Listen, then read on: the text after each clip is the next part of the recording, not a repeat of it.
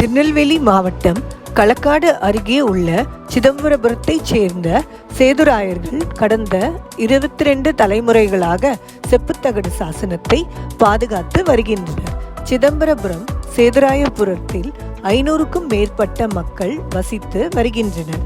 அவர்களின் முன்னோர்கள் சுமார் 1000 ஆண்டுகளுக்கு முன்பு இங்கு குடியேறினர். இந்த காலத்தில் களக்காட்டை தலைநகராக கொண்ட வீரமார்த்தாண்ட மன்னன் ஆட்சி செய்தான். அப்போது களக்காடு அரசால் கட்டப்பட்ட சத்தியவாகீஸ்வரர் கோமதி அம்மாள் கோயிலில் திருட்டு நடந்துள்ளது. திருடர்களை பிடிக்கும் பொறுப்பு சேதுராயர்களின் முன்னோர்களுக்கு அரசால் வழங்கப்பட்டது. இதையடுத்து மேற்கு தொடர்ச்சி மலையில் உள்ள வெள்ளிமலை வனப்பகுதியில் பதுகியிருந்த திருடர்களை அந்த முன்னோர்கள் பிடித்து ராஜா முன் நிறுத்தினர். இவர்களது சேவையால் மகிழ்ந்த வீரமார்த்தாண்ட மன்னன் அவர்களுக்கு சேதுராயர் என்ற பட்டத்தை வழங்கினார்.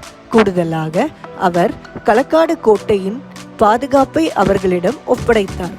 அவர்களை தளபதிகளாக நியமித்தார். மன்னன் அவர்களுக்கு குடியிருப்பு பகுதிகளையும் நிலத்தையும் வழங்கினார். இந்த ஆணை ஒரு செப்புத்தகடு சாசனத்தில் பொறிக்கப்பட்டுள்ளது. இது தலைமுறைகளாக ஒப்படைக்கப்பட்டது.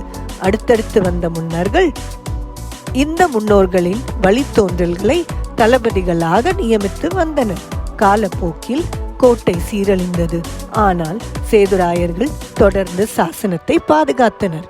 தற்போது 1.5 அடி நீளமும் 1/2 அடி அகலமும் கொண்ட செப்புத்தகடு சாசனம் நன்கு பாதுகாக்கப்படுகிறது. செப்புத்தகடின் மேல் பகுதியில் ஆலமரக் கிளையை வைத்திருக்கும் தெய்வத்தின் உருவம் உள்ளது.